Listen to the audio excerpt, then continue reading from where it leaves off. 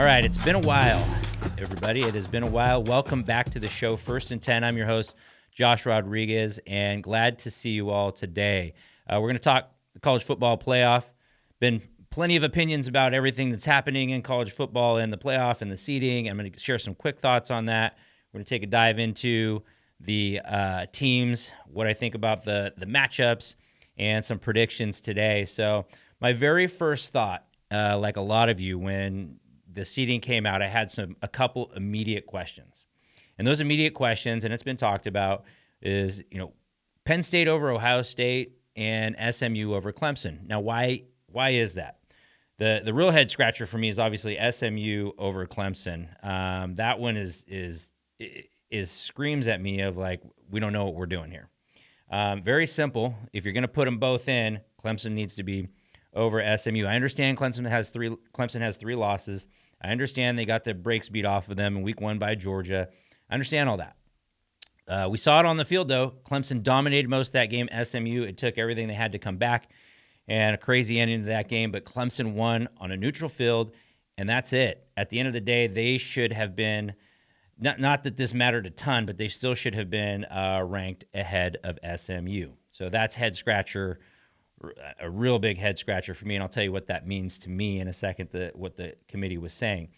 The second one was Penn State being ranked over Ohio State. Don't understand that one whatsoever. I understand not punishing, quote unquote, for the conference championship game, but that's part of football. At some point, we got to take the kid gloves off and let the boys play and let the result be the result. I am under the opinion that it's not a punishment to go into that conference championship game and lose. What it is you lost, and you showed the nation who you are. And that is what those conference championship games are about. Like, you expect to be a playoff team, but yet you can't go in and you can't win your conference championship. I think that's a bunch of BS, to be perfectly honest. I think that saying, oh, we're not going to punish you for a bad performance. Well, we punish everybody throughout the rest of the season for bad games and for bad showings. But yet, for some reason, because it's looked at as a quote-unquote extra game, we're all of a sudden going to not punish you for playing in this game. What about the team that went and played in week 0, Clemson, who decided to play Georgia when they could have scheduled somebody much weaker, Mercer or somebody, right? So Clemson, so the amount of tough games, my point is the amount of tough games that Clemson's playing is probably greater than the amount of tough games that SMU is playing. Yet, for some reason, one of them gets a security blanket under them and gets into the playoff. So you probably know where I'm going with this, but I don't think SMU should have been in the playoff. I think that is a mistake, and I think it set a very bad precedent. The other thing is, with the Penn State, Ohio State, I think what the committee told us throughout all of these is, yeah, we're trying to make you respect the conference championship, but also I think what happened here is they sent a clear message that losses, meaning bad losses, mean more to them than the wins that you have. And I think that thinking is completely flawed. I think it's absolutely flawed, because you're looking for the upside in teams. You want the teams that can go and win a national championship. That's the excitement of putting in the best 12 teams, is because anybody can get hot. Look at the NFL playoffs. Look at the New York Giants. I think it was 2007. Is that right? Right. Essentially the last seed, and they come over and they win the Super Bowl. Right. It can happen, but the excitement part about that is because any team can get hot at the right time and win. And here, that's why you have to value in Alabama. If you look at Alabama, like, you just say, oh, okay, their upside was they beat Georgia, right? That's the upside for them. What's SMU's upside? Who did they beat that gives you confidence that they can go in and then all of a sudden beat all of these teams that have better rosters than them? It doesn't make any sense to me. You didn't strengthen the field. You weakened the field, and you weakened the playoff. And the whole point of the playoff is to get these 12 teams in so we can have it. You want TV, you want excitement, you want ratings, you want to crown a champion on the field. Well, you want the best 12 teams that you can get in there. And SMU just, to me, they don't fit the bill. I don't care if they actually win their first round game. To me, they don't deserve to be in. Not over Alabama. Honestly, and I look at South Carolina, and I mean, I can go down that list or whatever of teams that I think are better than SMU, and we can have a whole conversation debate about that. I'm not going to do that today, but you see my point is that you should be rewarding the upside in wins, not the downside in bad losses, punishing that downside in bad losses, because you're encouraging people to schedule easy, and you're telling them that easy wins mean more than losing tough games. And so that message is clear. We saw Penn State play Oregon. It took Penn State's best effort of the season to hang with Oregon and to lose by 8. That was their best performance all season. And we saw Ohio State on the road, Autzen Stadium, lost by 1, right? Controversial at the end, whatever you want to call it, but still very competitive. They had the lead in that game. With Penn State, I didn't ever feel like that game was totally in jeopardy. I felt like maybe they would come back, maybe they could tie it, but I never felt like that game was in jeopardy. I felt like Oregon was the better team, and Penn State was fighting, doing everything they could offensively, having everything really go their way. You know, that Drew Aller 4th down and at the goal line, that throw. I mean, first of all, hats off to him. Incredible throw, incredible play. But to me, it was those types of play that they were needing all night really to get going. Now they dominated up front they dominated Oregon's defense up front with their offensive line, rushing for almost 300 against Oregon. Now that's something that teams have been able to do a little bit, is run on Oregon, and they saw it and they exposed it. Good on them. If they replayed that game, I mean, Penn State went into that game no pressure whatsoever. James Franklin, doesn't win these big games, not expected to win these games, kind of backed into the game. No pressure at all for Penn State. Really no pressure at all for them, though. They're going in, and it was free money. And for Oregon, you're undefeated. Everything's on the line. You had to be up for it. You had beaten Ohio State. Ohio State had beaten them. There were a lot of signs that, and people's thinking that Oregon was going to blow them out.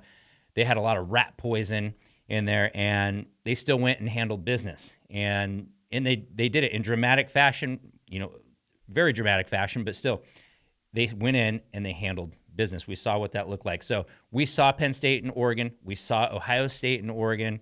Ohio State beat Penn State head-to-head. Penn State, I mean, what argument do they have that they should have been in over Ohio State? None. Zero if we're really looking at this logically. Zero. So the whole championship game, safety net, I think is it's just bogus. It's bogus, and that needs to be gone from the playoff committee's mind, because you can't go on and show that you're a good team if you can't go on and win that game or be competitive. You go get blown out by every measure. That should be considered, and you should be gone out of the playoff. We want somebody else, and that was your chance. That was a playoff game for you. So that's the way that should be looked at. I think all the games should be treated equal when it comes to the resume part of it, because you have the opportunity, again, to showcase if you're that good that you deserve to be there. Okay, so blowout losses, like I said, in a big game like that, that Iowa State, case in point, boom, out. That's the way that I see it. I think that is the way that all of these should be looked at. You don't win it, you don't get a playoff spot. We don't manufacture equity here. Manufacturing equity here, it's never going to work, and that's what they're doing. They tried to manufacture some sort of equal play. You made it to a conference championship. Well, if you made it to a conference championship in a weaker conference, you got in above somebody that didn't make it in a better conference, that's a problem that needs to get solved. To me, it made the playoff field worse.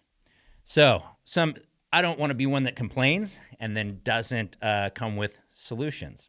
So here are some solutions I think that we need to consider for the playoff format in the future. Okay, college football is big. It's not the NFL. You don't have 32 teams. You've got 67 teams over 4 conferences, plus a G5 that you let in. So the part of doing the podcast now was, I get to listen to other people's thoughts on it. Joel Klatt, Josh Pate, there's a handful of others, that I'll listen to and kind of hear what they're saying, the good and the bad. Josh Pate's my favorite. That's probably a known thing if you watch the show.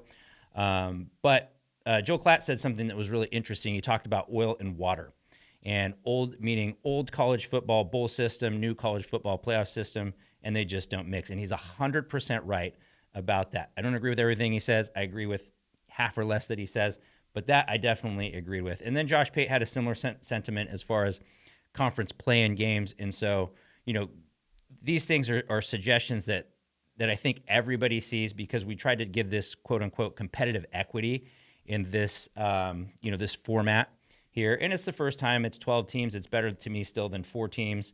And it is what it is, but it's definitely not perfect. And what they did was by helping a couple conferences and artificially propping them up, they made people that deserved and earned the right during the regular season, i.e. Oregon, and they made their path much harder, pushing them down. So they brought somebody up, pushed somebody down, and to me that's absolutely crazy.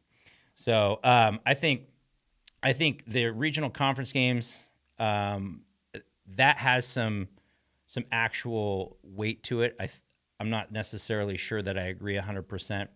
That you should be doing that. It doesn't really solve the problem if the SEC and the Big Ten are playing, for these spots. You still have teams that could, let's say the 6th ranked team in either conference was competitive enough to go and still be in the top 16 or whatever. So I think that what you have to do is you have to get to 2 things. An NIT is one of the things that we have to get to. So I think we have to get to an NIT, and then we have a 16-team, CFP. So you've got basically your championship bracket and your quote-unquote consolation bracket. Doesn't matter. NIT is still great. I would watch. A lot of these would be great matchups. And I think you just have to do away with the bowls. You could have a few very traditional bowls, but do away with them. I mean, large in part, the NIT could have some, at the traditional bowl sites, whatever, let them bid, figure that out. Okay. All right, so 10-game or 11-game regular season and 8 or 9 games in conference. So if it's 10, it's 8, and if it's 9, if it's 11 games, it's 9 conference games. And so we can drop a couple of these non-conference matchups.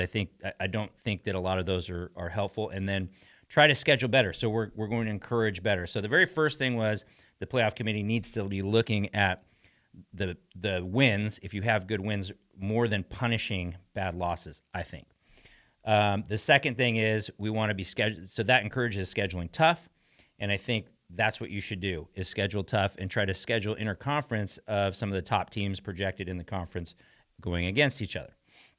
And I think that could definitely be accomplished. So the bowl games, though, they have to be canned. And the auto bid. So it's fine if each conference gets an auto bid. If you want to say the Big Ten and the SEC get 2 auto bids, whatever that number looks like is fine. I'm good with 1 auto bid per conference. And I think the rest of what should be played out, though, you should have a top 32 ranking. And I think if you have a top 32 ranking instead of a top 25, here's how this can work. And so obviously, we're trying to get 32, so the top 16 at the end go to the CFP, and then the bottom 16 there, so 17 through 32, go to the NIT. And here's what you do. Instead of championship weekend, this is a little bit in line with what Josh Pate was saying, is I think what you do is you have your play-in game there, and your play-in game is between seeds 9 and 24. And so you match them up, and the winners of those games, they go on and they play for the CFP, and the loser of those games go on and they play in the NIT. And so I think that would be a really exciting, that'd be a really good way to do it. So what I'm saying there is the top 8 seeds would get, the top 8 ranked teams would get an automatic bid into the CFP. So you have your top 8, then you have 9 through 24 playoff, and the winner of those 8 games there goes on to the CFP, the loser goes on to the NIT. So this is essentially, if you're tracking with me here, this is essentially a 2014 playoff. Your first round is just determining which side you're going to. So you're going to this side or you're going to this side. No more conference championship games, because essentially it wouldn't always work out that way, but a lot of your top 8 teams would be, at least a couple of those would be conference champions. So those are rewarded. And if you have a tough conference right now, then as of this year right now, you would have, 3 Big Ten teams in the top 8, right? You would have had 2 or 3 SEC teams in the top 8. So I think that would have split a bit more fair, and that's the reward of playing in a good conference. Is you're going to be higher ranked if you're doing that. Now, in the case of Alabama, you're still going to be in a play-in game instead of out, and South Carolina play-in game out. If you go through the rankings, it would have looked a lot more fun, and I don't think anybody would argue with your 16 teams after that. I think that would settle a lot of this on the field, and so that would be the way that if I'm the commissioner or president of college football for the day, that is what I would do. All right, moving on. So let's talk about this year's playoff. Let's talk about who got the best draw, who got the worst draw, the Cinderella team. Let's go over some scenarios. So I'll start with best draw. I think there was a lot of talk. Did Penn State get the best draw? Did Texas get the best draw? I think the answer to that is Georgia. So I think Georgia has a roster advantage against everybody on their side of the bracket. Penn State, Notre Dame, step below. SMU, Boise State, they get the most out of their rosters, but their rosters are step and a half, 2 steps below. And I'm saying, I say they got a better draw than Penn State because I don't think Notre Dame or Indiana have I just don't think they have the roster to beat Georgia. And this is, if Gunnar Stockton is playing, if he's there, I'm considering that he's going to be the guy through the playoff, given the injury to Carson Beck. And so I think that Georgia has the best draw and they have the clearest path to the championship game. And I just think that because they're going to be more talented than everybody on their side, which then brings us to the other side of the bracket. Meaning, if Georgia got the best draw, I think the worst draw went to Oregon, and I don't think many people are going to argue that. I will go a step further, and I'm going to say I think that the actual national champion is going to come from the winner of that second round game. That's Tennessee, Ohio State, Oregon. I have a feeling that national championship game we're going to really have in week 2. I think that's a brutal test. No matter what happens, the first round game. You're Oregon. You had the best regular season. You won. This has been talked about a lot, so I'm not going to go too far into it. But, to draw Tennessee, a very physical team, draw Ohio State, a very physical team, probably the best roster in college football. You get a bye and then you get them is that's a little bit brutal for the type of regular season you have. Now, if I know Oregon's going to be excited about that. They're not going to hide from it. That's fine and dandy. But just looking at it, no, they definitely got the worst draw. You got 4 of the 5 best teams, in my opinion, are on that side of the bracket. So you've got Oregon, Ohio State, Texas, Tennessee, 4, and then you put in Georgia on the other side of the bracket. I think those are the 5 best teams in the playoff. So you have Penn State. So here's what I think. I think Oregon took Penn State's best shot. I said that before. They played really well. I think as far as the run defense, that was talked about. I have a feeling that Oregon overlooked Penn State a little bit, as I said before, and so I think that had something to do with it. And people were, talking about being concerned about them. I think that's a thing they're going to fix internally, and I think it's okay that they may have again been not locked in defensively for the first time, this season. Now, you could look at it, you could say, well, Ohio State, look what Ohio State did to their defense. They scored 31, and then Boise State scored, I think, 34 points on them, and then now Penn State scored 37. And so when they play a roster of, a talented offense, their defense isn't so good. And I think there's actually some merit to that argument. So I'm not going to completely discount the fact that, that Oregon just had an off day. Maybe Penn State's offense, and they were clicking. There's no doubt about that. They were gaping running holes. Aller was the best we've seen him maybe in his whole career. And I think that Penn State really played a great game, and they challenged Oregon where they need to be. What gives me confidence is the offense, who had been sputtering. They found themselves a little bit in that Washington game, but definitely down the stretch of the season, maybe a little tired without Tez Johnson. They were sputtering a bit, and then all of a sudden Tez comes, back in and goes for 181, and they just looked like unstoppable. And so for me, that's what makes Oregon really dangerous. I think also Oregon may be looking forward to playing Ohio State again. a lot of people said, well, they would probably choose not to play Ohio State if they had their pick of teams that they wanted to play or not play. They would pick Ohio State to play last. I actually don't think that's true. I think that they've heard a lot of the national narrative was that these two teams would meet in the playoff and Ohio State would win again, all the way up until that Michigan game. And then people kind of started to back off Ohio State a little. Oh, Ryan Day can't win, da, da, da, da, da. You know, they got a little stubborn. They ran for, they were able to run on the outside against Michigan. They just got stubborn, tried to run between the tackles, and they didn't play Ohio State football. And credit to Michigan. Michigan is one of the best defenses in the country still. And I could say that similar to Iowa last year that had a really good defense and a horrible offense. Having a horrible offense hurts your defensive stats. You that follow the game, you guys understand that.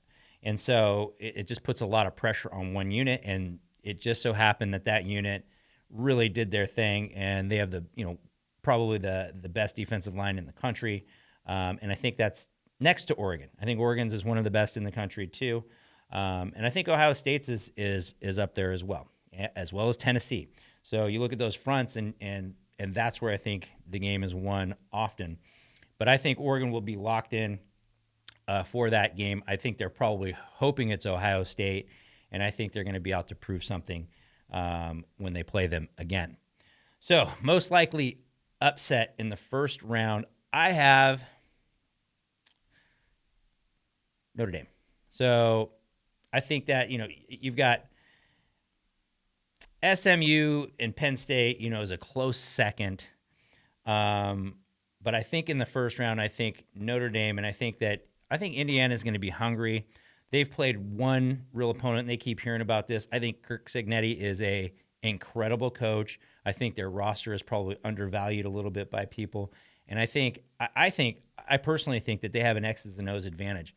A home state game, so fans aren't going to travel far. I expect them to show up well and represent well. And I think that Indiana is a better team than USC. So yes, I said that, and I think that, and anybody that's listened to the show this year knows that how high I was on USC. But I think Indiana's better. I think they're more disciplined. I think they play better defense, and I think they're better X's and O's. And USC's got some rebuilding to do, and they were, again, mid-team in the Big Ten. Indiana, you just look at some of the similar teams they played. Indiana really ran through some of those teams. And so I think Indiana's better than USC. I think USC gave Notre Dame everything they could handle. And I think that they're not going to have careless turnovers. I think Indiana is going to win, and Indiana is going to play an extremely clean game, which they have a lot this season. And I think they're going to win that game. And so second round, that brings us to the second round. Most likely second round upset, Oregon or Penn State. Yeah, that's what I said. I said the national champion is going to come from this game, the second round. We're going to figure out who is there. Is it Tennessee? Is it Ohio State?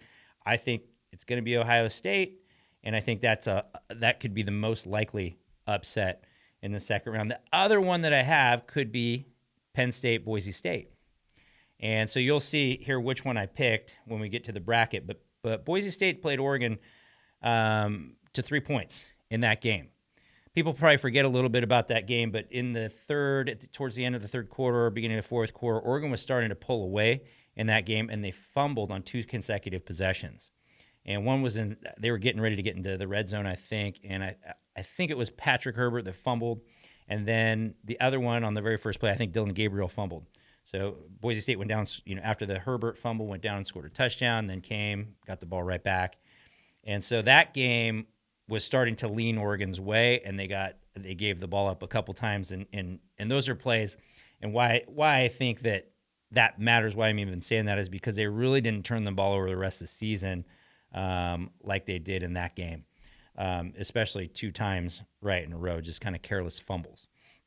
And so I think, but when we watched Penn State play Oregon, so we have this comparison. And I think Penn State played as good as they could. I think Penn State got a better version of Oregon than Boise State got. Boise State, that was early in the season.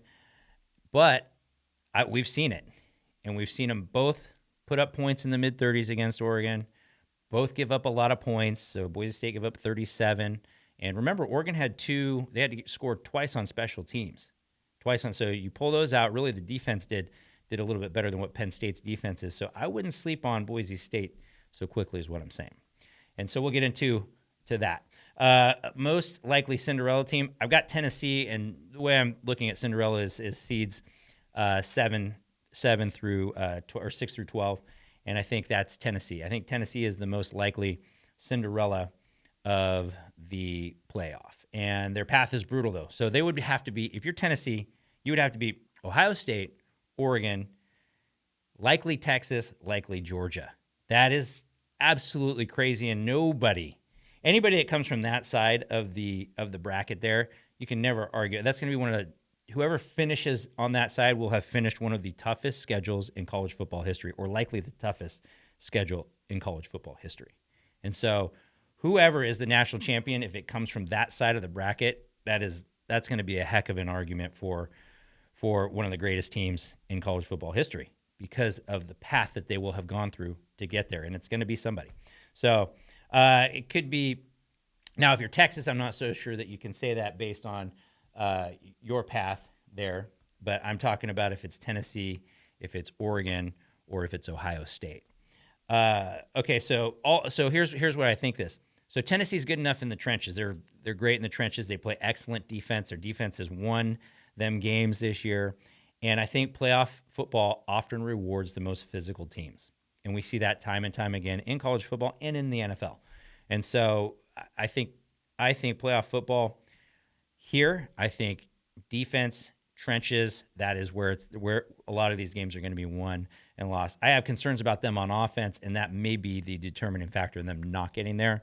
But Tennessee is a dangerous team in this playoff. There is no doubt about that. Okay, so let's get into the picks. Here's my picks. All right, first round, I'm going to take Ohio State over Tennessee. I'm going to take Texas, and I think that Ohio State-Tennessee game, here's what I'll say about Ohio State. Ohio State is best when it's them against the world. That's when Ohio State is the best. If it's Ohio State against the world, a la 2014, JT Barrett goes down. Who is this guy, Cardale Jones? He's their third-string quarterback, and all they do is smoke Wisconsin in the Big Ten championship game, beat Alabama, and then beat Oregon in the national championship game. This is not unheard of for Ohio State. Ohio State loves to be us against the world. That is how Ohio State thrives. And right now, it is Ohio State against the world. People are starting to not believe that they're so great. And that is when teams become dangerous. Chip Kelly, say what you want about him, one of the best offensive minds in college football. People are like, oh, the game's catching up, the defense is catching up to him. Give Chip a little bit of time, and I promise you he's going to have some things prepared here. And so I expect that we may see the best version of Ohio State against Tennessee. Now, that's not a great matchup because Tennessee is really good in the trenches, just like Michigan. And so they may have some trouble in this game, but I think Ohio State is extremely dangerous right now. They're a dangerous team. I'm going to take Texas, like I said. So we'll take Texas over Clemson.